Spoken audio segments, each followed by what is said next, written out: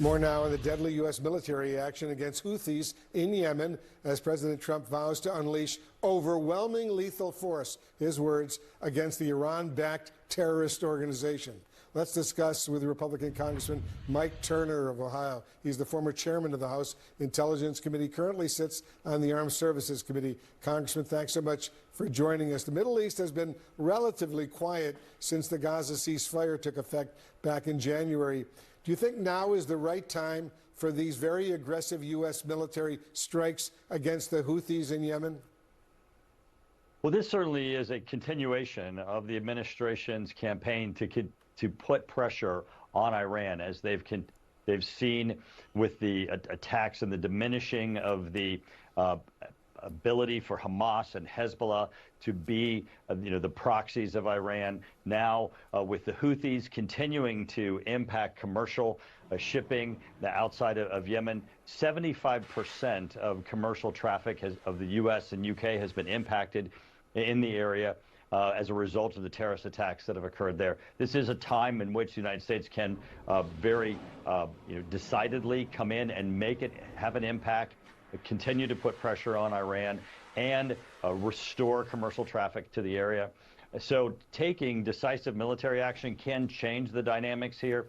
It's something that has not been done previously, and certainly here could restore commercial traffic to the area. The Houthis are vowing to escalate if the U.S. keeps up these attacks, Congressman. And the White House, by the way, isn't necessarily ruling out direct military action against various targets inside Iran. Do you worry this could spiral into a much larger regional conflict? Well, the Houthis themselves do not have significant military assets, so their claim that they will escalate really is a desperate statement. They're used to dealing with an administration that would not escalate themselves, so it really would be a futile act on their part and really result in a continued degradation of their own capabilities. And Iran is at risk. They've continued to, through their malign influence, their proxies, and then their direct attacks on Israel itself, continue to be a threat in the region. The administration has specifically indicated that they want to put pressure on Iran to bring them back to the table to negotiate their nuclear weapons program. Even though Iran is rebuffing that, there is opportunity, I believe, to bring them back to the table through increased pressure from this administration. And these are part of those acts to do so. Iran needs to come to the table. They need to walk away from their nuclear weapons program. They should not be permitted to have a nuclear weapon. Well, would you support U.S. military operations targeting various military targets inside Iran, including its nuclear program? Well, there's never been a statement by the United States that we would not pursue military action against their nuclear weapons sites. Every administration, Democrat and Republican, have said that all options are available if Iran should take the step to complete its nuclear weapons program. The last administration, however, allowed and even publicly stated that they were weeks away from doing so.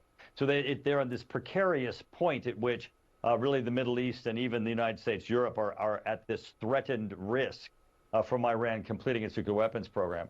So on a bipartisan basis, everyone has supported that Iran, even if it takes military action, should not be permitted to have a nuclear weapons program, and certainly I support that also.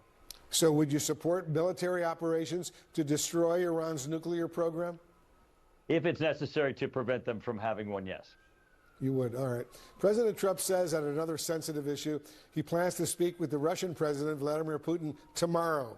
He says they'll talk about dividing up certain assets in Ukraine.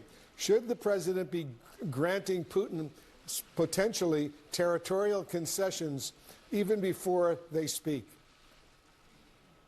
No, I think what really needs to occur in this conversation, and I think the president's prepared to do so, and he certainly has made statements of this, is he needs to make it clear to Putin that Putin does not have many options left, that President Trump is willing to put additional pressure on Putin, his economy, both pressure militarily and economic sanctions, including working with Europe to do so, so that Russia does not have the options to walk away from a ceasefire, does not have an option to walk away from peace. He has done so in putting pressure upon Zelensky. To all of our surprise, Zelensky was clearly not ready to go to the peace table. Putin needs to be brought to the peace table also and be willing to pursue peace. This war does need to end. President Trump is right in that this senseless killing needs to stop. But now it needs to make clear, as he's been making statements to this point, Putin needs to understand he does not have any options either, that he needs to come to the table. President Trump has applied most of his public pressure on Ukraine. Now that the Ukrainians have accepted his ceasefire proposal, would you like to see him apply that same very significant pressure on Russia?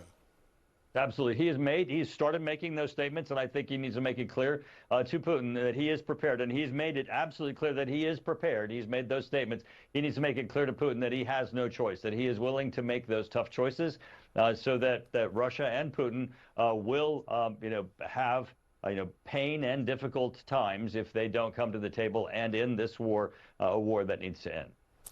Congressman Mike Turner, thanks so much for joining us. Thank you.